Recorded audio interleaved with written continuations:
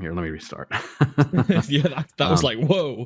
I was like, whoa, that wasn't what I wanted. Well, I think what they're intending to do was lagged out as soon as you started speaking. no, that's garbage. That's garbage. Okay, That's funny. okay. All right, Content Farm episode 6. It's just us OGs this week, not joined by any special guests this time. I'm joined by Peter Got on a Stick this week, coming from Zeta Halo. Welcome back. Hey, how's it going, Sean? Absolutely fantastic. I've been looking forward to recording this one. We're recording a bit late in the week this time. Just had some issues over the weekend, but now we're here, so I've got lots of things to talk about. Should we get straight into some news? Let's go. Firstly, I just want to say that the topics we're going to talk about later on are most disappointing games. That's going to be our big topic for this episode is most disappointing games. So whether it's sequels or reboots or new IPs that just had an insane amount of hype and ended up to be just absolute shite, we're going to go over all of those. There's a lot of them, and some of them are very funny. Yeah, definitely.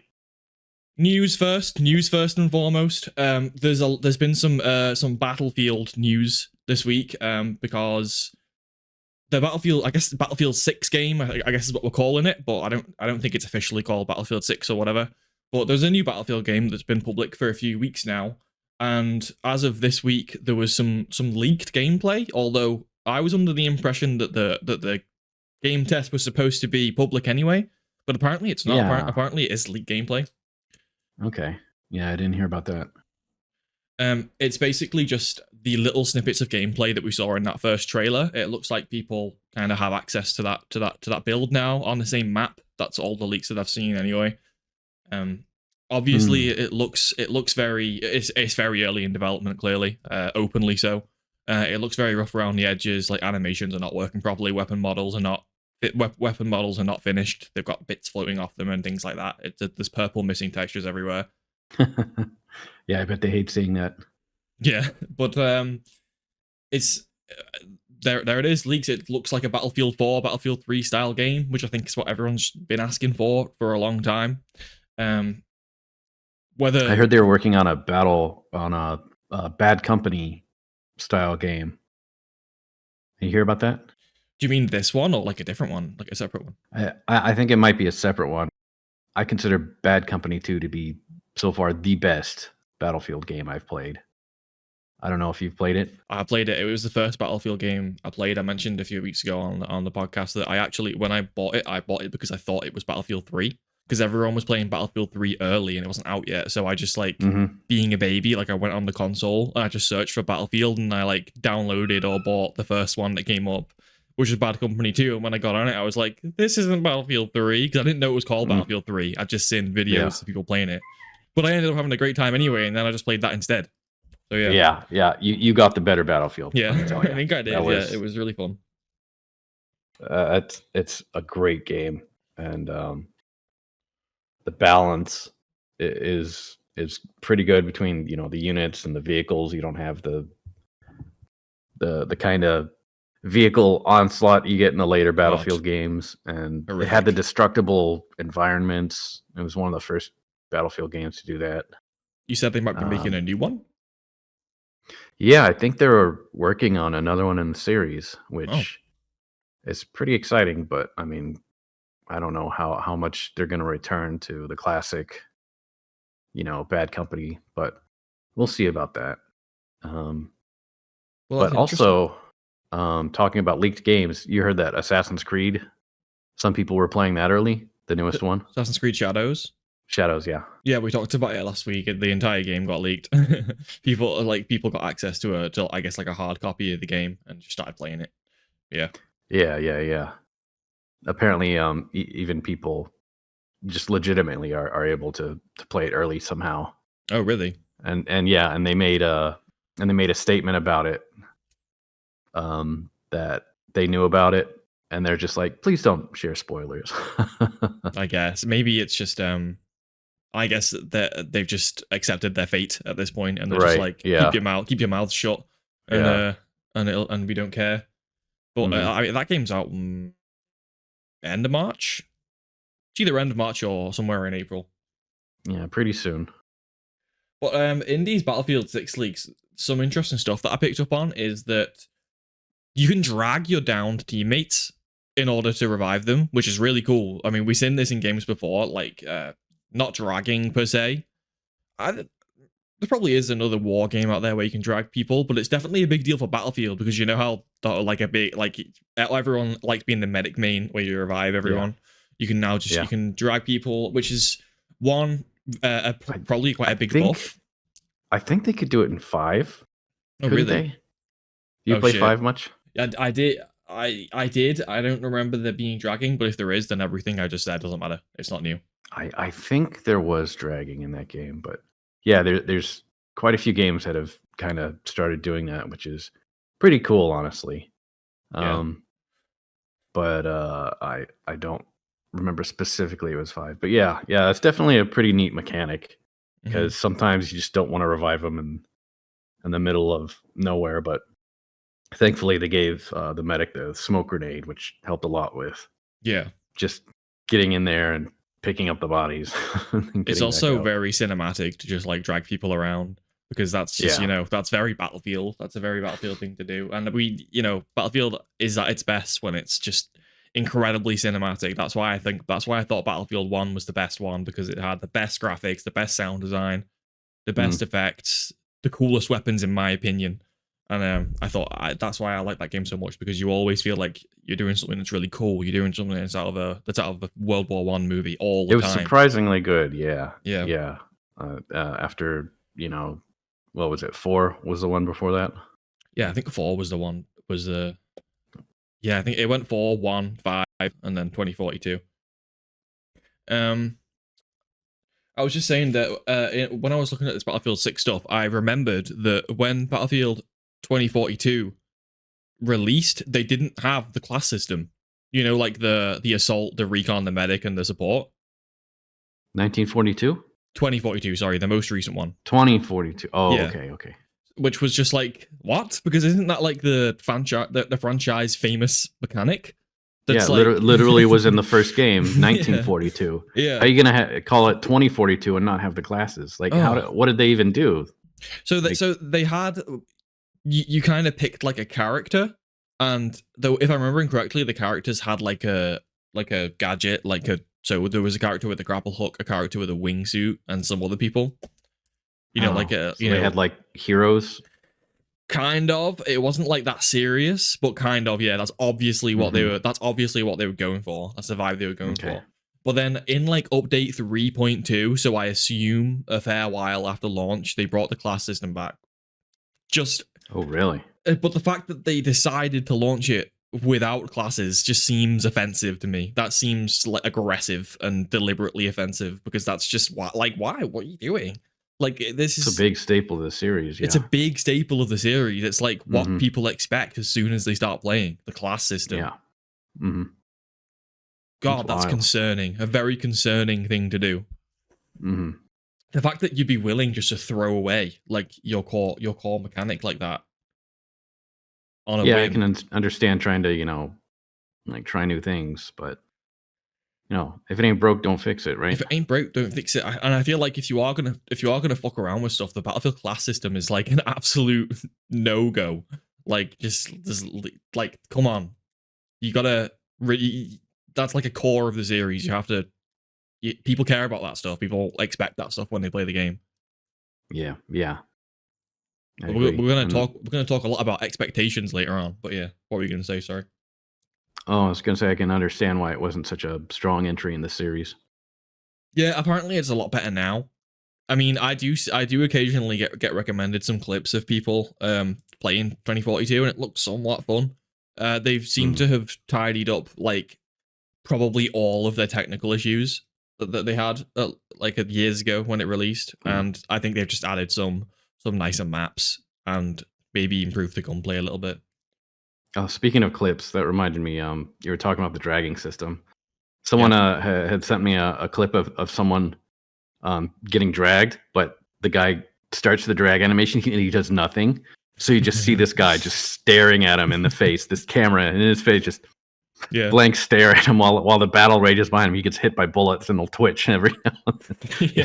It's That's quite funny. I wonder if that was a bug yeah. or if that was like just a guy. I think that's just what happens if you do the Just- drag and you yeah. just don't move at all. It just looks so You hilarious. just grab them. That's quite funny. Yeah, I love that kind of unintentionally funny stuff in games. I'm always like trying to find weird ways that the animations kind of transition to each other and just kind of spam them. It's try to part get of the something fun. funny. Like Yeah, it's part of the fun. Like when games should add things like this, because when you add a feature, you're not just adding a feature for one purpose. You should add a feature that opens the possibility for like hundreds of different things to happen. Like, good sandbox items, good core mechanics like dragging, like the ability to like pick things up. Just like core interactions, when you add them and when you add a feature and it ends up creating hundreds of different scenarios, you've added a good feature. Mm-hmm. That's the way I see it. I remember they added some emotes in Helldivers 2 Yeah. that actually affect items. Like if there's an emote where they raise their gun in the air, They shoot. and you can actually fire your gun as you're doing it, and it fires at that angle. And some guns actually like one of the grenade launchers or something, it actually fires farther when you do that. So people are finding these interesting ways to funny. I did see that emote. use emotes. It's a funny emote. Yeah, it is wild. They have some other good emotes in that game as well. I probably need to get back on it, to be honest, because I think even since last time I played it, they've added some cool stuff. I really liked fighting against the Illuminate. I thought that was a really nice. That was pretty fun. Refresher, because the way you had to fight them was because I really like how you have to approach all three of the factions completely differently, because it just means that if you're ever bored of something or if you want to use different weapons that you wouldn't normally use, you can just change the fronts that you're fighting on. Right. Yeah. Felt like a different game in each faction. Yeah. And I feel like eventually they're gonna start mixing them here and there. Yeah, I feel like we're gonna have some hybrid planets eventually, and it's gonna be wild with like bots and bugs or bots, bugs, Illuminate. Bots walking around with bugs on leads on leashes. Oh yeah, or bugs with guns on them or something. Like bug tanks. Yeah.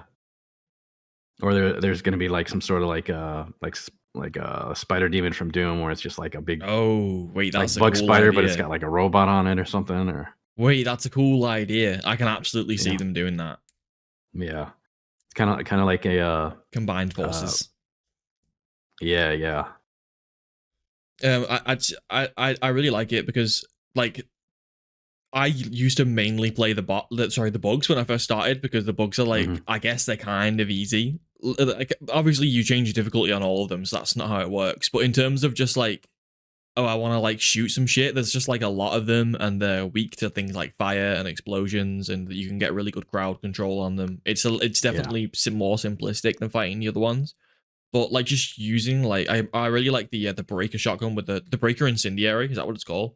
I used to just only use that, and you just set fire to everything in front of you. It was fantastic. I had like a fire build. I had fire grenades, fire airstrikes, and the incendiary. Some really satisfying weapons in that game. I love the arc launcher.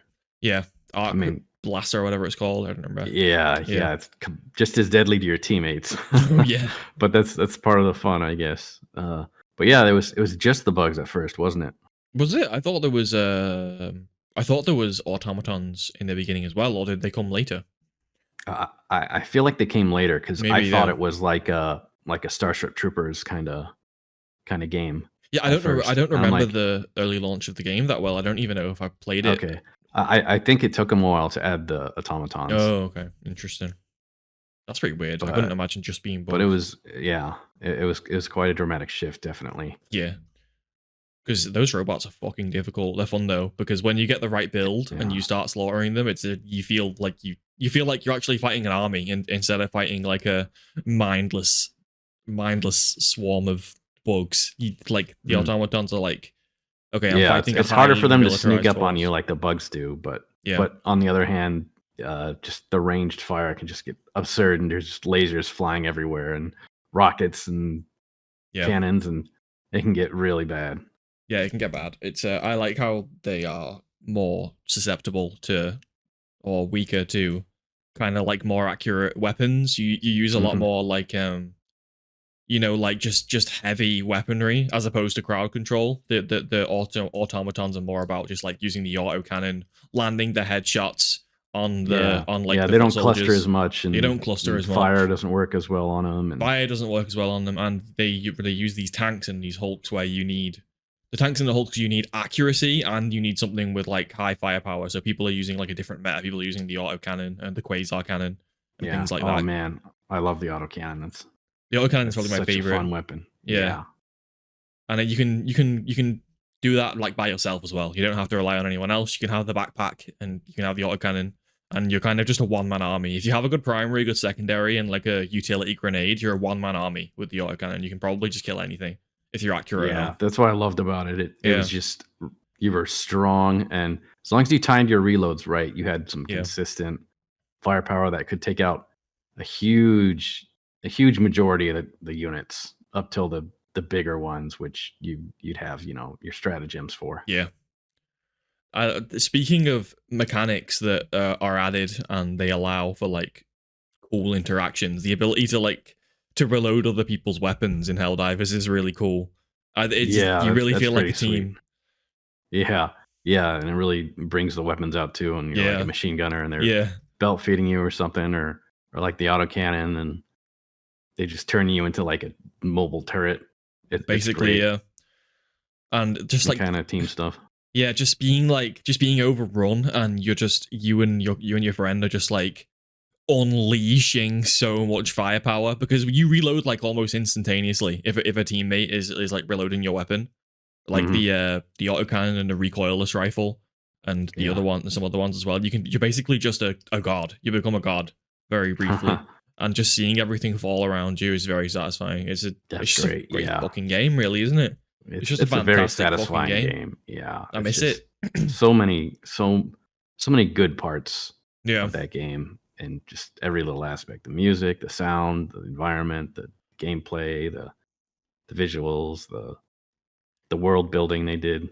I mean, it's all just fantastic all around, and it's fantastic. polished. And it's It polished. does. It It's had its is. minor issues here and there over Hmm. the year it's been out, but it's come on, it's almost completely polished. It Yeah, and works so they well. listen to the fans. They certainly do. It works so well. So, hmm Um, I have another news story. It is a news story, but it's kind of just leading into a topic in general. Very interesting one. I told you about this briefly yesterday. These Activision AI games that Activision hmm have been pushing around. This is a very strange one. Let me get into this. So Activision started posting some promotional like tweet. I saw them on Twitter, but I don't know if they were on like Instagram, Facebook, things like that. I just saw the example that I saw was on Twitter. And basically, what it is they post like a screenshot of a game or a cover art of a game, a mobile game, and they say like, "Hey, look at this game! Like, download this." They say like, "Download now" or "Play now," and they have the cover art.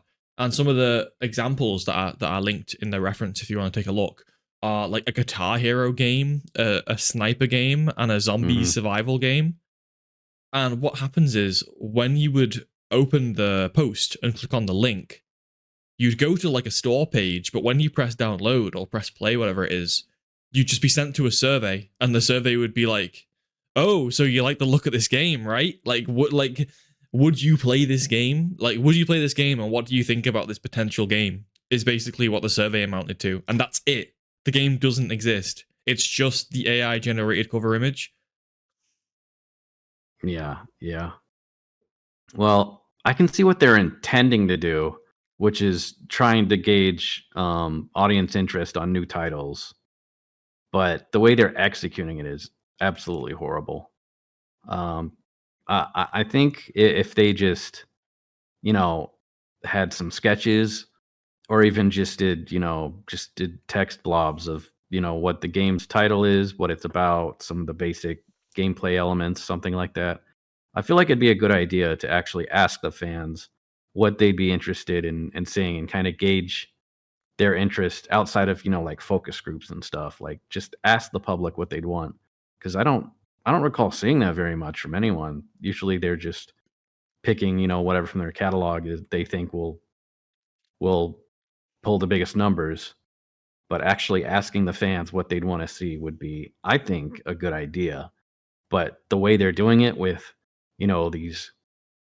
these low effort images and, tricking them to download apps that they think are games, but really they're just surveys, like this is like the opposite of what they're wanting. They're wanting to sound like they have good intentions, but really they're just making themselves sound really lazy and manipulative, and it really could have done much better. And they didn't have to, include the images and uh, wow, just what a bad move, like really terrible optics from this, I think. Basically, the key to it is, which is basically it sounds like what you like what you were just saying, is that the Hmm. issue isn't with the fact that they want to take a survey. The issue is with the fact that they tricked people into thinking the game was real. Yeah, yeah, Which is like, why you don't need to do this. Isn't yeah, necessary for what you're trying to accomplish. This is just coming across very anti-consumer for no reason. It's like they just want to be evil.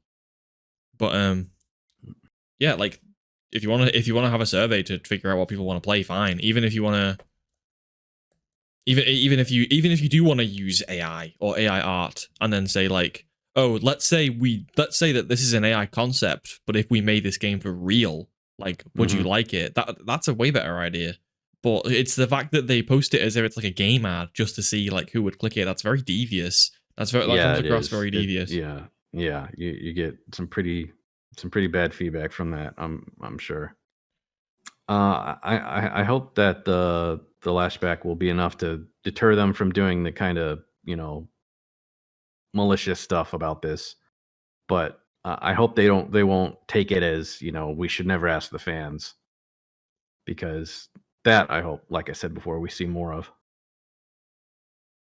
Yeah, as of so far, it seems to mainly be Activision leading the forefront of this AI usage. You can always rely on them to be pushing Hmm. devious activities. But Yeah, do you think it's only a matter of time before we start seeing this become a trend throughout the industry? I think eventually, as it becomes harder to determine what is AI, and as it becomes more capable of doing whatever you set it for, it's definitely going to be harder for people to determine that it's even been used. You know, and obviously the the main attractor of it is just how cheap it is, as opposed to getting actual people to make the stuff. So it's definitely going to be um, implemented as much as possible from corporations, just not even in the gaming industry. Yeah. I Yes. feel it's just inevitable that something that's just so cheap, so fast, so effective will be used, because it can be used. It's just part of the part of any capitalist system, I guess. Yeah. I paused because But my brain blanked. yeah, it's definitely going to have an impact, and there's definitely going to be a rift between people who are okay with it and people who don't want anything to do with it. It's going to be interesting to see how that goes because like it is going to become more prevalent. It is going to be used by like AAA companies. But I think there's a good amount of people out there who are just like completely against it. Like there's Hmm. people are really like afraid of this, and it's going to be a very large turn in the culture to Yeah, see how that goes down in the it's games it's industry, just, yeah, and it's just going to be harder to determine when it's being used too. which So is those people will going have, to complicate things further. yeah, Yeah, and of course the companies are going to want to not disclose it, if possible. So they're going to want to try sneaking it in whatever places, and yeah, it's definitely gonna have an impact, but you know what that will be, it's definitely up in the air. only time will tell. Hmm. You showed me something yesterday, which was fucking hilarious. I had a good chuckle over this. You showed me a Pokemon, presumably Charizard, shaped Cheeto that sold on auction for, is it $60,000? Is that what it was? It was like $88,000. $88,000. Yeah. What? And like I can put the Cheeto on screen for anyone watching, but like this is very strange to me because this is not like any kind of fucking Cheeto. I mean, I'm not a Cheeto extraordinaire, but like, what the fuck kind of Cheeto is this? This is some strange abomination. It looks like multiple Cheetos. Yeah, I bet it's some manufacturing defect or something where they got mushed at the bottom of the bag, or they were all wet during the process and they just got fused together at some point. I've seen a few of those. Or it's a fake. It could be a fake. Yeah. We need more Cheetos experts to help determine that. We're definitely at a loss for that. Need some forensic testing. I don't understand the price. I mean, even considering how bloated the used video game market is with like, and even considering the prices of Pokemon cards, you know, like insane. Like, how many actual cards would sell for anything that high? Like actual Pokemon cards or actual Pokemon games, you know, in their original packaging or something. How many would actually sell for that much, even in this crazy market? Like, I just don't understand this. I just don't understand the price. Don't they go for a lot more? Cards. I mean, I guess, but it would be like a small minority of the cards that would even approach that. Of course it is. Of course it is a small minority, yeah. But some of them are exceedingly rare. That's kind of a thing that I always thought would be really fun to do. Just become like a card, like a, maybe not just cards, but like just become some kind of collector. I love collecting stuff. I just never have like had the time or wanted to spend the money to like have a big collection. But I used to love Yu-Gi-Oh! I used to love Pokemon cards too. I never really knew anything about them. I don't even know how to play the game. I know vaguely how to play Yu-Gi-Oh! Vaguely because like many years ago, one of our friends was like really into it and he kind of explained it and we played it online on like Tabletop Simulator or on like there's some different Yu-Gi-Oh! Games out there or desktop or like tabletop games where you can play Yu-Gi-Oh! But that wasn't the point. I never played Yu-Gi-Oh! And I never played Pokemon either. I just thought the cards looked fucking cool. Like I had like box sets, but I just thought I had no idea what these things were. I didn't know the lore. Yeah. I had no idea what was going on. I was just like, ooh, shiny, and I had like the shiny ones. I would just look at them and then I'd put them away, and that was the only thing I would do with them. And at school, we'd all flex them as well. Everyone would flex the fucking Pokemon cards were huge when I was in school, and everyone would flex the fuck out of them. Like, nice. People would try and like steal them and shit. It was fucking warfare out there, honestly. Dang. Like, yeah, like Pokemon and Yu-Gi-Oh! Considering cards. the price they go for now, that's theft. Yeah, I mean, honestly, someone in my school could have cost someone like £50,000 in the future. You never fucking know. That's rough. Well, which makes me think, you know, if it wasn't a Charizard, which is one of the more rarest, more expensive cards, right? Yeah, that's like the gold standard is a rare shiny Charizard is the most valuable. If it wasn't a Charizard, if it looked like a Jigglypuff, would it have brought as much money? I feel like it probably wouldn't, just because the whole meme around Charizard, you know. I think it depends on the accuracy, because if you look at the Cheeto, in all fairness to it, right, as funny as it is and as ridiculous as it is, the whole concept, it does fucking look a lot like a dragon. The Cheeto does look like a dragon. I don't know how close it looks to a Charizard, but it's definitely dragon shaped. But just the fact that it looks like that is very cool. It's funny. Well, it's funny, I should say. I don't know, like, it's just so unlikely that a Cheeto would come. It has like the wings, it has the tail. Like, it's very, like, from a glance, it looks like a dragon, which is cool in of itself. Can you claim it's Charizard? Maybe. I mean, maybe. Like, I mean, Pokemon fans will obviously see that before they see anything else. But like I said about like Jigglypuff or whatever, I just think it's about the accuracy. Like, imagine like imagine you like open a bar of chocolate and the bar of chocolate is perfectly shaped like fucking Master Chief's head, like unintentionally. Mhm. Like if it's like pristine like that, then it's like the chance, it's like the odds, isn't it? Like what are the odds of something looking like that randomly? Very low. Right. Yeah. So I assume I mean, a Cheeto shaped like Charizard, I can see it. I can see it selling for a lot of money because it's like I said, it's a very intricate Cheeto. It's a very fucking intricate Cheeto. So Yes, it is. to the point where it makes me question the validity of the Cheeto, but that's not for me to decide. I mean, it sold for $88,000, so someone must have fucking taken it to the microscope. I guarantee figured you out. we'll be seeing more Charizard shaped Cheetos in the future. The legitimacy of which will be very scrutinized, and rightly so, because, like you said, what are the chances? Yeah, And Cheetos now I should bet lean they'll be into it. popping up. Yeah. Yeah. It'll be funny to see what people come up with. Cheetos should lean into it and just 88,000, make. They should make legitimate like Charizard flavored or Pokemon flavored Cheetos. I'm more interested in who would pay 88,000 for a Charizard shaped Cheeto.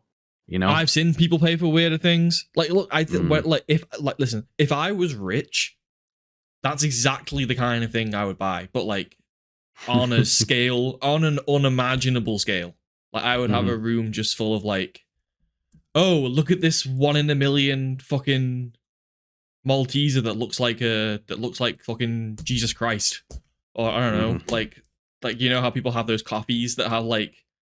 Obviously, you couldn't sell a coffee, but just like, but you know, people have like, have you seen those beams of like people making toast and Jesus Christ's face is like perfectly, it's perfectly imprinted on the toast. Yeah. Oh, jeez, if I was rich, I would be the most clinically insane collector of all time. I would scroll through eBay and like websites like Etsy and stuff, and I'd just buy like every piece of merchandise and every piece of memorabilia, and I would just have a warehouse and I would fill it with these miscellaneous items. Nice. Have you ever are you or have you ever been a big collector of anything?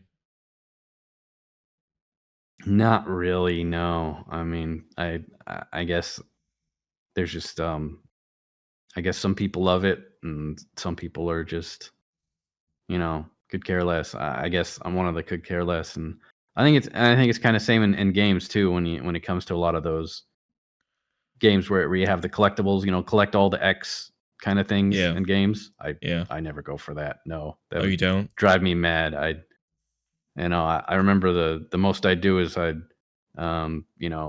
be some games where I'd try to get all the stars in a Mario level or something like that as far as I'd go. But like all the Korok seeds and Breath of the Wild seeds, fuck off the Korok seeds. Yeah. Yeah. Or finding all the,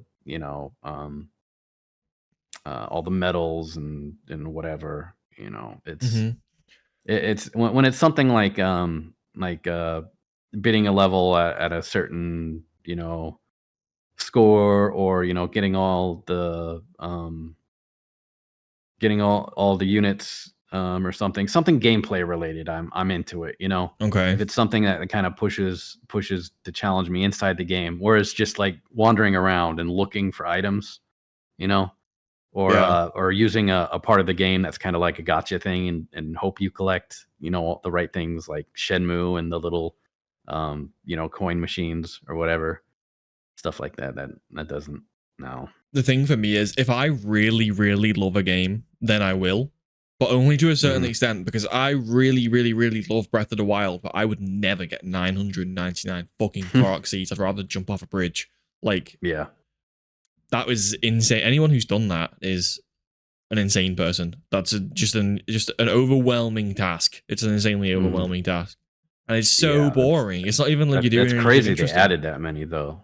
Yeah, but to their benefit, most of them aren't just finding them, or I don't know about most of them, but a good amount, like you don't just find, but you have to solve like a little mini puzzle or something like that, Yeah, Like for I the thought that was car. kind of cool. Like you'd Yeah. see a structure and it looks like a brick was missing from the structure, and there's a block nearby. Mhm. You just put the block in there, and it Yeah. snaps, and you get like that's kind of neat. How That's they do that, nice. and Yeah. yeah, that when you make it something that the player has to solve versus just stumbling upon. Oh, you got another one. Now wander until you find another. Yeah, like I said, I think we talked about it before, but I think the reason there's so many Korok seeds is just because the point was that you're supposed to, no matter where you go in the game, you're supposed to feel like you're always finding them. That's why they are Hmm. literally just like, it's like someone just scattered 1,000 of them all over the map just to make sure that just so you make sure you never feel like you're not finding anything. Basically, like Yeah, you're always finding Korok which seeds. honestly is kind of cool It's a good because you idea. don't need a lot of them to get them to impact. No, Because obviously you get something from them, the inventory so you space, don't. right? Yeah, but you don't need all of them or even half of them or even No, a third of them. you don't need So half. No way. that you don't need that much to make an impact Hmm. is pretty cool. Because otherwise, if it was something that I won't say you needed, but had a much bigger impact, but you needed so many more of them that you felt compelled to go out and search for them, it would feel like a chore. Yeah. So I, Um, I like how they implement them. That's great. I haven't 100%ed many games. A lot of most of the 100% that I have are games that are like very easy to 100%. So, for example, the Spider-Man games on PS4, PS5 are really easy to 100% because they have like a pretty respectable but achievable amount of collectibles. So I think I have about like 20 or 30 hours in each of those games, and you can 100% them in that time, which is very low for 100%ing a game. And other than that, there's things like back in the day, I used to like go and get all the skulls on Halo. Like you could go and collect all the skulls, and I think in the original games you didn't get anything for it. Like there was nothing anywhere telling you that you got them all, but you just would do it anyway because it was fun. Hmm. Now in like MCC and stuff and like future iterations of those games, they have like it's different. They have like all the achievements and you can go see the skulls in the menus and things like that, which wasn't how it worked back in the day. Back in the day, you just pick up a skull and you'd have the effect from the skull, and if you wanted to get that effect again, you'd have to go and pick it up again. That was how skulls in Halo worked back in the day.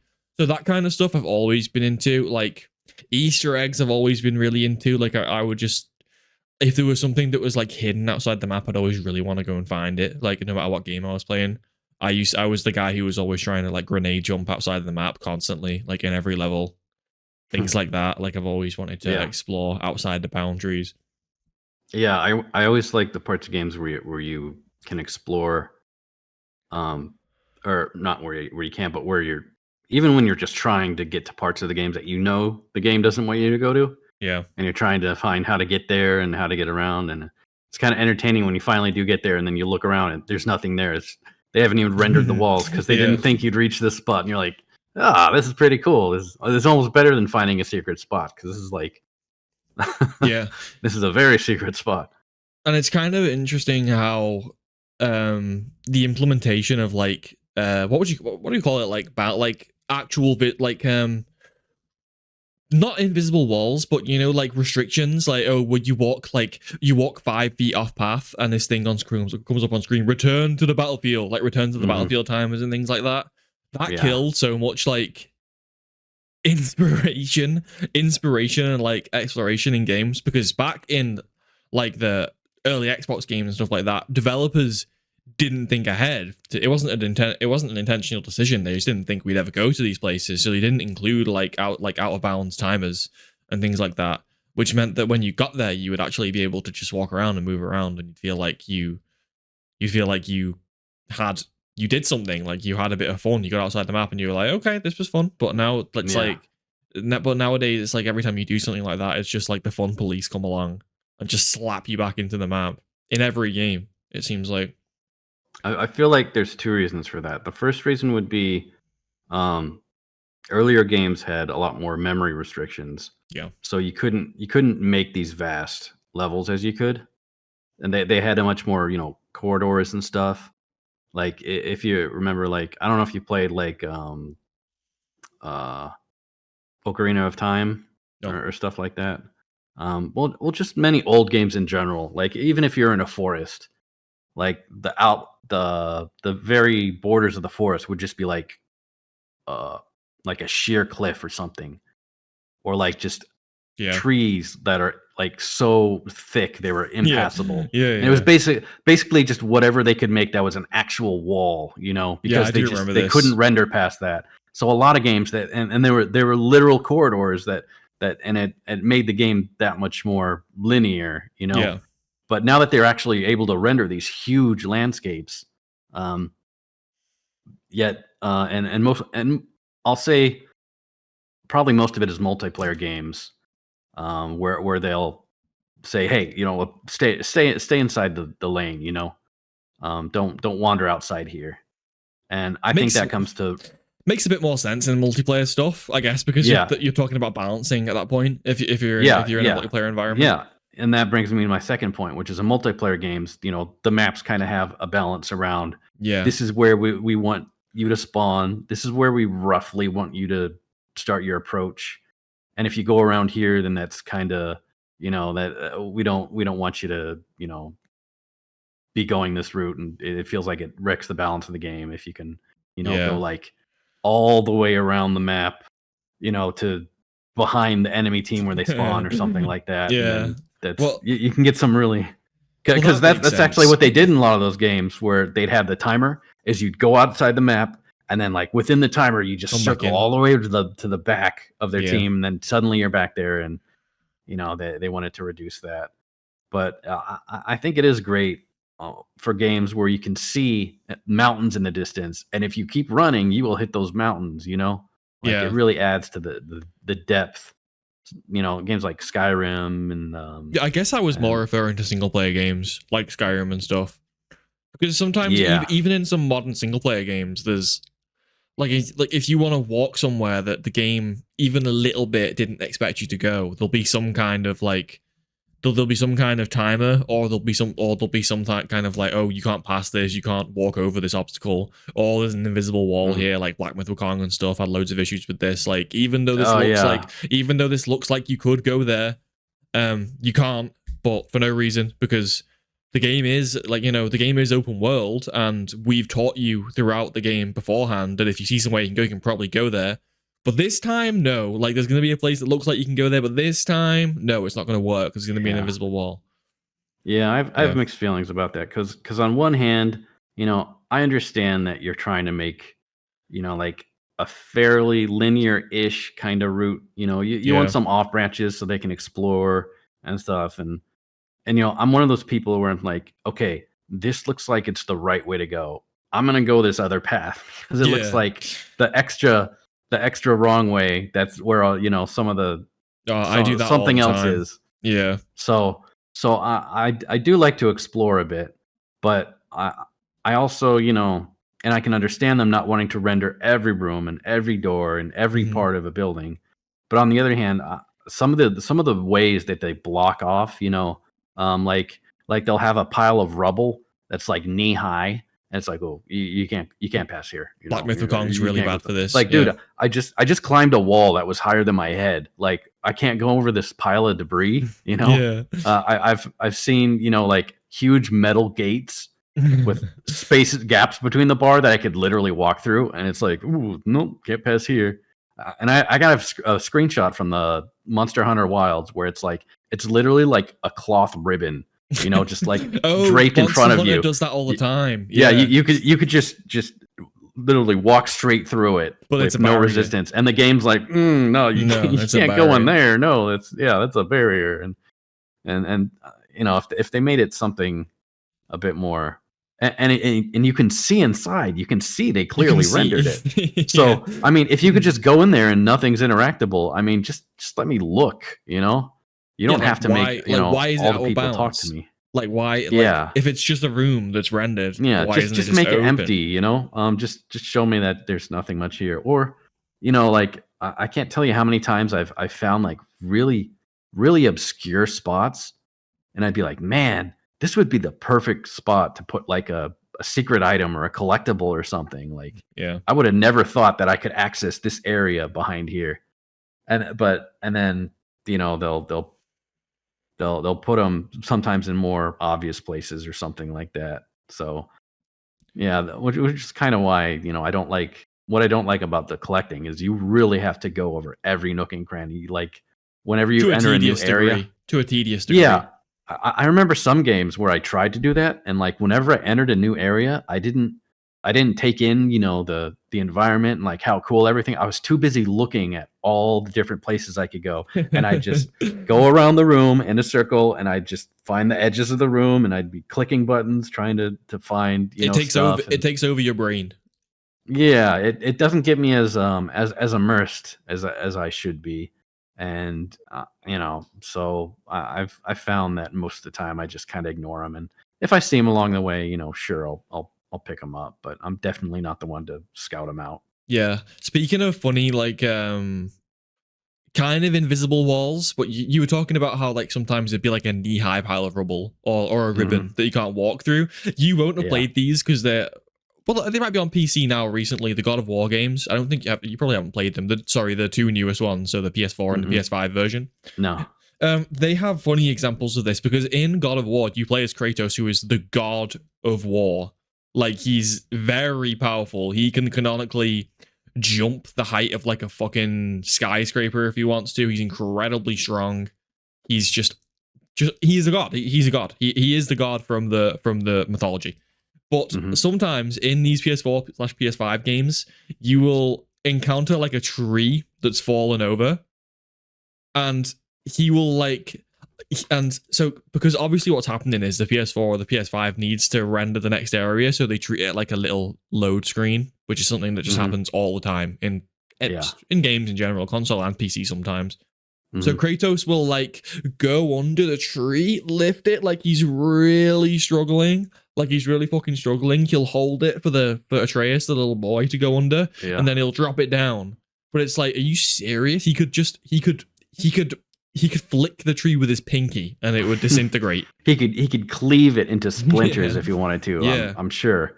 Yeah. And there's a lot of games like examples of that. Yeah. Yeah, where like I said, you could climb like sheer walls, like how many games have where you jump up and you ledge grab, Yeah. and so anything literally shorter than your height would be trivial to pass. Trivial, absolutely trivial. Yeah, and you're beating bosses who are made of rock, or you're cleaving giant dragons in half, and like you said, there's a couple logs or a pile of clothing or something just flimsy in your way. It is kind of silly. I should share some of my screenshots I have of random stuff like that. Yes, whenever I see it, it's just like, that's ridiculous, dude. Come on, you just make the pile a bit bigger. Just make it a wall. Just put a wall there. Don't even make me think I can go around. It's one of those things that you do kind of understand because, for example, in the God of War instance, if you really wanted to make sure that there was only boundaries that made sense, it would be impossible because he'd have to be constantly confined in like a 5,000 foot area. Otherwise, he would be able to jump over anything or climb anything or smash anything. So yeah, it's one of those things that you have to look past and you have to give the benefit of the doubt because you can be pedantic about it and very specific and say, well, this technically wouldn't make sense and this technically wouldn't make sense. But at the end of the day, the game has to look cool. And you have to do things in it that are a little bit immersion breaking sometimes. Otherwise, like I said, if you're playing as a god, then obviously he could just do whatever he wanted. So yeah, it's definitely... I feel like Sons of the Forest did that really well. Whenever you'd go into a cave, right at the entrance, there'd be like this really narrow entrance, and you'd have to like squeeze yourself into it, and there was an animation for it. And you kind of got the idea that was like the loading part of it. So that was a really interesting way, and it felt appropriate too. But they have it at the beginning of every cave, so you're kind of like, oh, okay, it does get kind of monotonous, but at least it makes sense. At least it makes sense. Like, of course you're gonna have squeeze. What are you gonna do? Like smash it with your with your fist or something? Yeah. So that's kind of cool how they do that. But yeah, like you said, when it makes less sense, it's almost silly.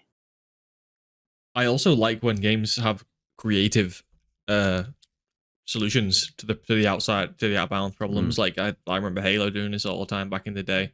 Like if you ran outside of a multiplayer map, they'd have like turrets that would shoot you, or they'd have landmines. They'd be like, "Oh, you're in a landmine area. Be fucking careful. Don't keep walking because you're in a landmine area." And if you did, you Half-Life and 1. Half-Life. Have you played that? Only very vaguely when I was younger. Half-Life 1 was amazing for this. Whenever they just do corridors. Yeah. Like you'd finish an area, you'd start going down a corridor, and then the game would kind of freeze for a second. But it was at a point where you weren't in combat. You're in an area where you wouldn't see things flickering in and out, you know? Yeah. And then in the same vein, Halo actually was pretty good too. You'd be going down a corridor or something, and that would be the loading point, this small little corridor with not a lot of textures. And as you're going down, it's loading the next area, which was, it was pretty streamless, It was streamless for the time. Yeah, seamless. Halo Combat Evolved is 85% corridors, and I kind of like it. When you go back to it, there's something cool about it because it's a lot of the environments in Halo Combat Evolved are actually quite fun to fight in, even though even though it got its fair share of criticism for being extremely repetitive, because it's an extremely repetitive game. But at least the places it's still well fun. Designed. Yeah. It's well designed. Yeah, the enemies the weapons are, really fun. The enemies are fun. Like you don't mind it because it's so fun. Yeah. Like you can definitely tell a lot of the assets are using. Definitely some of the levels you're like, am I in the same room I was just in? Because this design is like almost exactly like the last room I was in. Well, in Halo Combat Evolved, the second half of the game is actually almost entirely a retread of the first half of the game. You just go backwards. At least for 3 missions. Not all of it, but almost all of it. But you fight the Flood instead of the Covenant, or the Flood and the Covenant combined for the second half of the game. So the fights are completely different. And it's not even remotely the same in terms of how the game feels. Yeah, but they make it feel different, which is great. And it just goes to show that it's not even the level designs that are important. It's the gameplay and the enemy variety and the weapon variety that really adds to, what makes it fun. Yeah. And because of the AI of the enemies, the encounters are slightly different each time, Like obviously there's, optimized routes and, ways to manipulate enemy behavior and all that BS, but it feels so alive in that game, versus so many games before it where the second enemies heard you or saw you, they just run straight at you, know? And, I fucking love it. I fucking love the Halo AI. Yeah, and they actually take cover. They'll throw grenades if you're taking cover. That was pretty new back then. Yeah, it was already in, all of that stuff was already in Halo Combat Evolved, but they stepped it up a lot in Halo 2. Halo 2 had it felt like it had quite a significantly more advanced AI. It was in Halo 2, the Covenant was very cunning. Like the so the elites, like the blue and red ones, like the main Covenant species, they're quite scary ones. They're the highlight basically. Yeah, those ones. They're the highlight basically because they are like extremely well designed enemies. They have a shield that you have to burst with plasma damage, and then you can finish them with a single bullet to the head if you have a precision weapon. But their AI is so smart that they will, when that shield's down, they know that you want to shoot them in the head. So they're going to go and hide behind anything they can until the shield comes back up, which is very basic now, obviously. But back then that was really cool because, especially considering how deadly they were in general, it felt like you were fighting against someone who genuinely didn't want to die, and you were fighting against someone who wanted to kill you as well. Because if they knew your shield was down, they were fucking coming for you, or they were throwing a grenade. Right, and if you do kill the elites, they're kind of like the sergeants or the officers, and the little grunts. They'll start to scatter and stuff. So now you have like a kind of a kind of a leader unit that you want to focus on. And now there's a strategic aspect of which unit you take out first, as opposed to just which is more threatening. And the character designs were so great in that. They were so unique. Cool as fuck. Yeah. And and you could immediately tell what you're looking at. We're going to talk about this later because this was thrown in the bin in Halo 4. But yeah, that's another topic. Unfortunate. Yeah. But yeah, AI in Halo, fantastic. Should we move on to a different topic? Yeah, sure. We have I want to briefly talk about the current optimization crisis of games, because with Monster Hunter Wilds releasing to kind of a mixed review on PC because of the bad performance, it's really got me thinking about like a lot of recent AAA games on PC have been running like shit. Don't you think? It's definitely become more commonplace because like and I think part of it is ports. You know, like we see with Wild, like they'll develop it, you know, specifically for the Xbox or the PS system, Yeah. or you know, just both in general, and it'll go down. And because their hardware is just so static, you know, they know how to develop it within those limitations. But when you put it on PC, I mean, it's just kind of like a general port issue where, you know, there's so many varieties and PC architecture and hardware and stuff that obviously that's just a general issue with ports, is trying to get it to work with so many systems. But then um but optimizing it has definitely become more difficult, and I think it's because they've just become more and more complex. And you know, like the amount of Obviously, yeah. graphics and textures and models have just increased, like just by size alone of games have obviously gone up and up, you know. Mm-hmm. Like there's just so much data that there's so much more to optimize. I can kind of see how that's becoming an issue, but at the same time, I'm not going to forgive it for being, you know, so terribly bad. And I think even worse, or not even worse, but just as bad would be when they know it's an issue and they've released what, like 2 patches Yeah. at least so far, Not and they haven't improved very addressed much. the performance issues, you know? Yeah.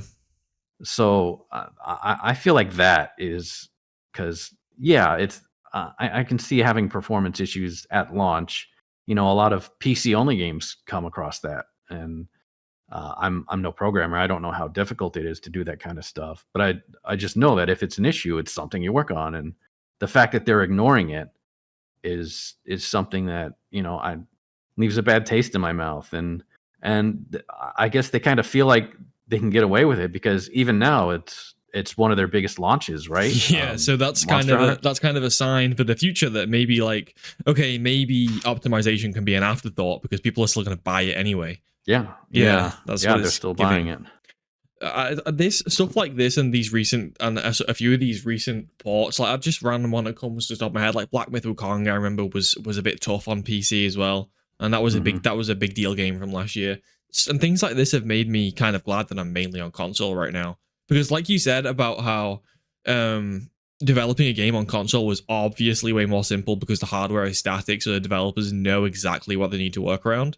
And I Yeah. feel glad that I can consider myself one of them people, because I know that when I buy a game for like 60, 70 fucking pound on PS5, that the game is probably going to run okay. And even if it doesn't, at least I know that everyone else who paid for it on the same console is having the same experience. There isn't some fucker out there with like a 60 grand PC who is getting, you know, more enjoyment out of the game than me because the system is more expensive. So I'm kind of glad at the moment that I'm in the console side of things. Obviously, that may change, but Yeah.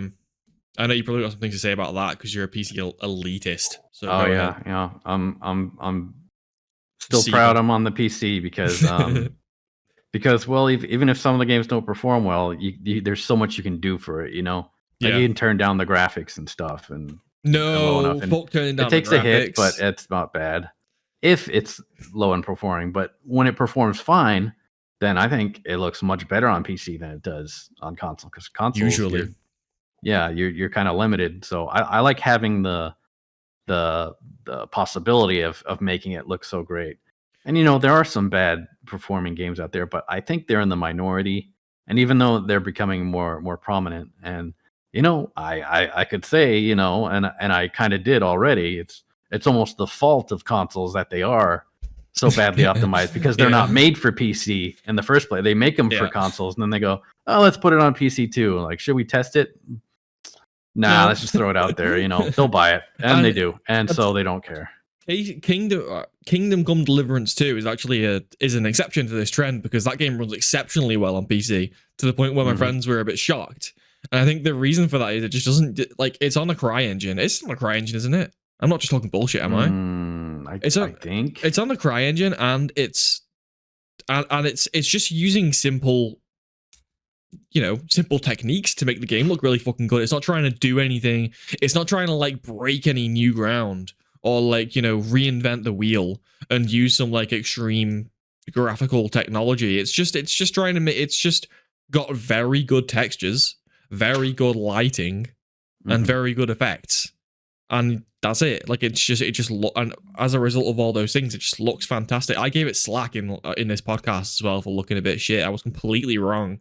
I think I was just salty at the game, like when I first played it. But the game looks fucking fantastic. Like it's not even just the visual graphics. They're capable of putting a lot of things on screen as well. Because I recently played a section in Kingdom Come Deliverance 2 where there's like a huge fight breaks out in a city, and there's probably about 50, 60 people fighting in a small alleyway. And the PS5 just took it like a champ. Like it was obviously a lot going on, and it ran fine. And I was fighting people, and I was having a great time. And I was like, holy shit, the spectacle of this is insane. Really good game. And optimization in that similar vein is just stability. Because I remember playing the Marvel Rivals beta. And it ran pretty well, I didn't have any complaints. And then I remember when the retail launch, and I was getting crashes like every half hour, like it was pretty significant. And I knew it wasn't just me because my friends were getting it too. And I'd hear about it on the forums, and I knew it was an issue, and it just took them a while to address it. And it seemed like such a huge issue with the game, that I was surprised it took them so long to finally address it. But they did finally fix it at some point, or maybe it was a driver thing. I don't know. Maybe. But did you have other technical difficulties with that game? No, it was just the crashes. I'd get like frame dips here and there, but they were extremely rare. But it was just straight up like crash to desktop out of the game, Yeah. And then what was more horrible was like to start the game up. It's this ridiculous procedure where like you start the game, and then you start the launcher, and then you see the intro screen, and then you see the NVIDIA screen or whatever, and then you see the seizure disclaimer, and then they show the news pop up, and then they show the skippable video, and then they have another skippable video, and then like you're finally in. So if you're like in the middle of a game, you get disconnected and you need to get back in, you're just sitting there mashing your keyboard and mouse like oh, let me in. Yeah, it reminds me of that short you made like a few weeks ago of trying to log onto the game and just constantly running into like a different thing, like a different pop-up that happens in so many games now, and it's so fucking annoying. Yeah, I think that was part of the inspiration for that, because like I crashed so many times that I just continually had that hammered into like, oh man, not this again. Not this, and it gives you like a minute or two to join back before you're kicked, and it brings someone else in. But so you really have to get in as soon as possible, or that else includes the cutscene time. Yeah, exactly. That's funny. And I remember there's a lot of games on PC where you can go into the files and you can like delete the videos. I've done that before. Or delete files that are the startup videos, and you just go straight into the game. You're literally saving like hours of your life if you if you play the game enough, right? But I'm guessing not this one. Is that not? But possible? No, I've actually looked it up, and people are like, we haven't found anything that works. So well, that's a shame. Yeah, it is. It's because I know who makes it by now. I know there's a seizure warning, and I know what engine they use, and I've seen the video. A lot of games, especially like ports, they're pretty good on. If you've seen the video the first time, they'll let you, no, they won't even ask you to watch it again. They'll just kind of auto skip it, It feels strange, feels potentially unintentional that they try and make you watch it every time, because that's very bizarre. Yeah, I remember World of Warcraft is like that. When on a fresh install, when you start it up, they'll play whatever video that expansion is for, at the start. But every other time you launch it afterwards, just boom, straight to the login page. I remember those cool fucking cutscenes. Yeah. And actually, it'd be so long between me actually seeing the videos because I'd only see it when I reinstall it. I'd like reinstall the game and I'm like, oh yeah, this video, I'll watch it again, and which is kind of funny because like the cinematics that they made, they were always like, oh cool, a video. This is like, it felt like a treat, They still make those, and they were still cool as fuck. Well, that's the thing. Like you're thinking, man, if they could just make a movie of these. If they could just make a movie size one, it'd be great. But they did, and it wasn't that great. Oh, really? Yeah, they had a Warcraft movie, and I never read into it or anything. I just knew that it existed. Yeah. So that's something, but I don't know if they just had the people who were working on it were different or something. But I heard it was just because like they didn't stick to the lore as much, or it's just wild that their little bite-sized ones are so great, but the big ones. So I thought about that as Overwatch as well. Overwatch likes to do the little tiny videos. Like, makes me wonder if they could actually make a big one that's good, or would it just end up being goofy? Because again, it's Blizzard. Would you say that you were disappointed by this? I'm trying to segue. I'm trying to fucking segue into the next topic. Would you say you were disappointed? Okay. By these cutscenes? Yes, just like I was disappointed by Overwatch 2. Oh, you want to start with Overwatch 2? So basically, we're going to move into the big topic, which is most disappointing games, biggest letdowns in games. You came right out of the gate with Overwatch 2, so go on. Let's get Overwatch 2 out of the way. It's such a disappointing sequel that people question whether it's even a sequel, because it's literally the first game patched, heavily patched, and then slapped number 2 on it.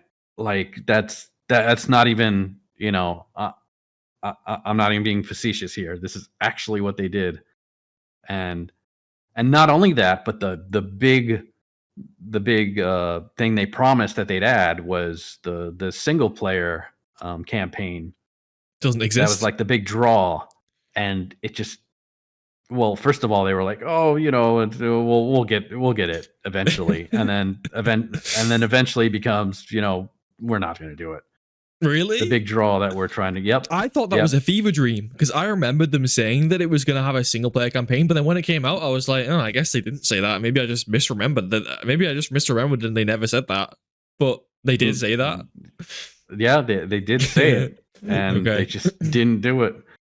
And that's so very funny. that was pretty disappointing. Like, I know there's some sequels out there that like I'm remembering some real old sequels, like the original Legend of Zelda had a sequel of Link's Adventures, and Zelda went from like the top down to like now it's like a side scroller, and that was just too wonky, Yeah. Was that considered a downgrade? I definitely would. That was just so completely wild, and I think fans in general kind of consider it one of the weakest ones in the series. Oh, interesting. So, yeah, and the difficulty was kind of up there because of just how wonky it was to play. But yeah, as far as sequels, man, Overwatch 2 would barely even qualify as a sequel. What do you think their motive there is? Do you think they were just do you think they just wanted to get people interested in the franchise again, and the only way to do that was to make we got to release, like, look, a new game, we're releasing something? I think that they knew that if they didn't absolutely knock Overwatch 2 out of the park, then most of the player base would just stay to the original Overwatch. So they wanted to have a way to forcibly move the entire player base of Overwatch 1 to Overwatch 2, and that was by making Overwatch 1 Overwatch 2. Did they close the first one? They didn't close it, they just transformed it. So in essence, is it gone? It went away.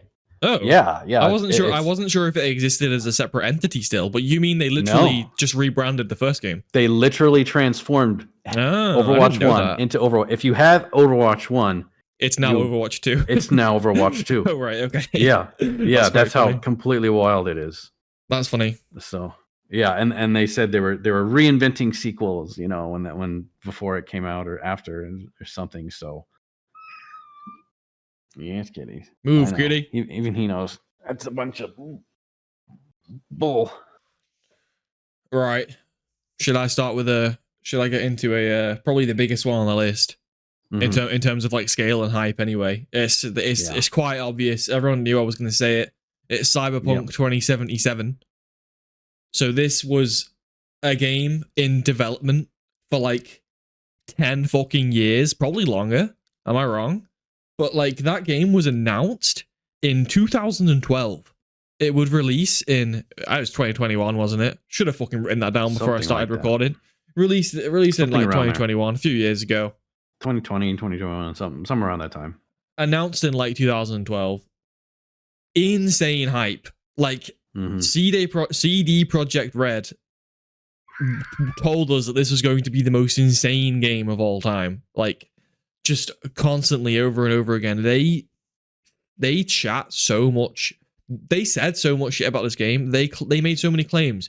They claimed that it was going to have things like full NPC life, you know, like things that you'd see in like a true RPG. They claimed that it was going to have like houses that you could live in, full character customization. Like, you know, they basically described the game kind of like an even cooler futuristic GTA. Even though obviously they're open about the fact that it's a core RPG. It's based on it's based on the Cyberpunk board game or whatever. It's gonna follow RPG rules. But they made a lot of fucking claims about the game. And when it came out in 2021, it was a disaster. Is there any other way to describe it? It was simply a disaster. I think it released on like the Xbox One and the PS4, but it just didn't work. Like, it was unplayable. It was absolutely unplayable. So I don't know. I think the biggest part of it wasn't the actual gameplay itself compared to what they promised, but it was so much that it was the performance and the stability and the bugginess was just completely different than you know, most games. It was just atrocious, you know? But like, unplayable isn't that much of an exaggeration. Like, it was fairly unplayable for almost everyone who got it, because I downloaded it on PC when it came out, and it was so buggy that it was just so difficult to push through. Every 2 minutes you'd encounter a bug. Every 10 minutes you'd encounter a game-breaking bug. Every 20 minutes you'd get soft locked. It was just horrendous. It was fucking horrible. Doing basic things like walking around, climbing things, using your weapons would bug all the time. These things would all bug. You'd teleport around the map randomly. I remember one time I was walking through a street and I just got teleported into the middle of the river. Just nice. Absolutely ridiculous stuff. Driving was horrible. Driving was really buggy. The controls were really bad. And all of that performance stuff is, while that was absolutely the worst of it, they also just didn't live up to the promises in terms of the game anyway. Like, even if the game was working fully with no bugs, they lied about so much stuff that they were going to include in the game. And I say lie because they didn't say, oh, maybe we'll do this, maybe we'll do that. They said they were going to include all of these huge, like, true RPG features, like real NPC lives. That was a big thing they were pushing for, like real NPC lives and things like that. Like, the entire city is going to feel lived in. Everything is going to be so realistic, and it's going to be so immersive. It's going to be like a real city. It's going to be the most advanced RPG. It's going to be the most advanced open world of all time. And honestly, it wasn't even significantly more advanced than an RPG from like 10 years ago at the time of launch. It was very much just your run-of-the-mill, normal NPCs with like randomly generated features. Just not a lot going on. Your basic side quests. Everything's just kind of a little bit static. Not a lot of stuff going on in the open world. It was just like any other open world game, literally. So they promised revolution, and they promised the highest tier of realism and engagement and immersion. And it Mhm. ended up being completely bog standard. That's looking aside from the bugs and technical difficulties. The game itself was bog standard. Yeah. I think, and I played it kind of later because I heard about how bad it Mhm. was, and I thought I'll wait till they get some patches in. And so I played it later when it was a lot more, stable and mature, and didn't have all these bugs. And even the gameplay itself, like I was expecting something deeper, but it felt like there were so many ways to like break the game, Oh yeah. Oh that, yeah. and not the fun kind of break the game like roguelikes and stuff where you get like a crazy build and you're just going nuts, No, you like mean like you just pick a simple weapon and it would turn out that it was just like a counter to everything.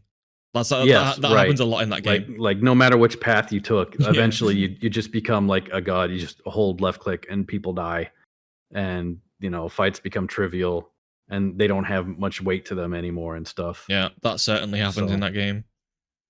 yeah, and that kind of brought me out of it because I wasn't exactly deep into the story, but I was kind of like, all right, this is okay. I could finish this, and then it got to a point where I was just like obliterating the enemy, and like Yeah. I didn't even notice it till later, but they were like 10 or 20 levels above me. I shouldn't have even been fighting them, No. and I was just destroying them. And I was like, okay, I feel like and I wasn't even like doing the whole avoiding the main mission, grinding like crazy on the side quest to get overpowered for the main quest kind of thing. I was just going through the story, and it just felt, you know, and that was on one of the harder difficulties too. Oh really? I think I played it on the Yeah, normal difficulty. So yeah, I think it was on the hardest, and it's still just your power scaling just comes absurd. And yeah. yeah, it I was will very. say though, in terms of Cyberpunk, although it is like one of the two biggest disappointments on this list in terms Mhm. of when it released, I got into a really big Cyberpunk phase about a year ago, and I can now officially say that I quite like the game. I wouldn't put it up there with like a favorite game of mine, but I think I played through it twice in the space of like a few weeks, and I found I came around to really like the game because by the time I played it, there was no bugs. Like this was probably about a year ago, maybe less, and there was no bugs on console. Yeah, The game was yeah, locked. The game was locked at yeah. 60 FPS, no frame drops, gorgeous looking on PS5, and no bugs. Like the bugs were Oh completely yeah, gone. Yeah, yeah. Like I said, when I played it much later, it was when everything was fixed, yeah, and I think it's just generally accepted that it's just a beautiful game. The very good looking graphics, game. one of the best looking games I've seen in a long time, and that's due to you know um, not just how much they put into the visuals, but they really implemented a good ray tracing and on that game, Yeah, and just seeing it, like, sure, it slows my system pretty far down, but man, it just looks incredible. And seeing something like that run in real time, it's it stunning. it, it is, it gives me good hope for future titles that can look like this, thanks to all these Well, advancements and stuff. Because the sequel's underway, but yeah, I can like all fairness to CD Project Red, like taking the game from where it was after release to where it is now must have been incredibly fucking taxing because we're talking about, I don't exaggerate when I say we're talking about thousands of bugs here, like thousands of bugs, and just it's got to be one of the buggiest yeah, games I've seen in recent times. Like, it no was contest. like you had snuck into like a game, like a very early like alpha game testing Hmm. facility and you were playing it. That's what it was like on Yeah, launch. yeah, it's pretty bad. So, you know, all props to CD Project Red. That game is in a very good state now. It must have been very stressful, especially with all the negative feedback from launch to get it to where it is now. Just sticking to Hmm. it. Like you got to respect the commitment to stick to it. You know what I mean? Because they really easily could have just left it behind and decided doing something else. But Yeah. they did fix it, and now it's a very good game in my opinion. In the state that it's in now, I think everyone should play it. It's got a sweet story. Yeah, it has quite a Yeah. sweet story. Gameplay can keep you entertained for a little while. You get to shoot stuff and stab stuff. It's not breaking the mold or anything, but you get to shoot stuff and stab stuff, and it's got amazing graphics, really cool graphics. So it's definitely worth a play in 2025. Absolutely worth a play. Cyberpunk.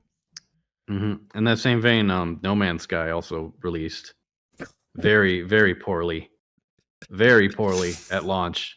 But I mean, to their credit, they, from what I've heard, and I didn't play it, but I've heard a lot of news about it. Is they really brought it around, and they really addressed a lot of the concerns, Yeah. and made a lot of additions to the game to a point where, they weren't getting hounded by the reviews anymore, and Yeah. I went from hearing nothing but complaints about it to just so much praise now. So It's kind of a cult classic game now. Yeah.